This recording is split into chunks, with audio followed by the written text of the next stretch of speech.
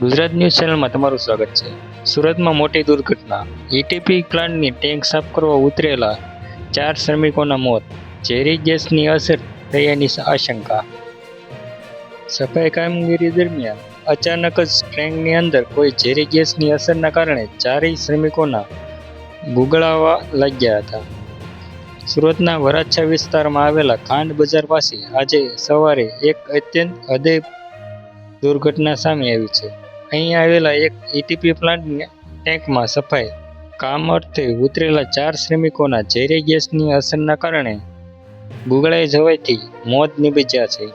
આ ઘટનાને પગલે સમગ્ર વિસ્તારમાં ભારે અરેરાટી વ્યાપી ગઈ છે.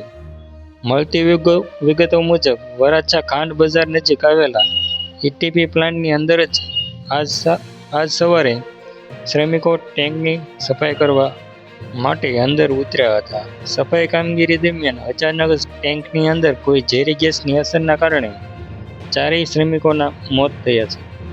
ઝેરી ગેસની તીવ્રતાની અસરને કારણે 4 શ્રમિકોને ટેન્કની અંદર જ જોતજોતામાં બેભાન થઈ ગયા હતા. ફાયર વિભાગે સવારે 10:30 વાગ્યે કોલ કરીને એવી માહિતી આપવામાં આવી હતી કે ટેન્કમાં એક વ્યક્તિ ફસાયો છે. જોકે ફાયર બ્રિગેડની ટીમ જ્યારે ગણતરીની મિનિટોમાં ઘટના સ્થળે પહોંચી અને રેસ્ક્યુ ઓપરેશન શરૂ કર્યું ત્યારે ટેન્કની અંદર એક નહીં પરંતુ 4 વ્યક્તિઓ બેભાન અને ગંભીર હાલતમાં મળી આવ્યા હતા.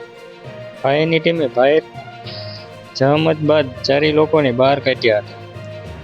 ટેન્કમાંથી બહાર કાઢવામાં આવેલા 4 શ્રમિકો તદ્દન બેભાન હોવાથી તેમને તાત્કાલિક 108 અને ફાયરની મદદથી સારવાર અર્થે સ્મીમેર હોસ્પિટલ ખાતે ખસેડવામાં આવ્યા હતા.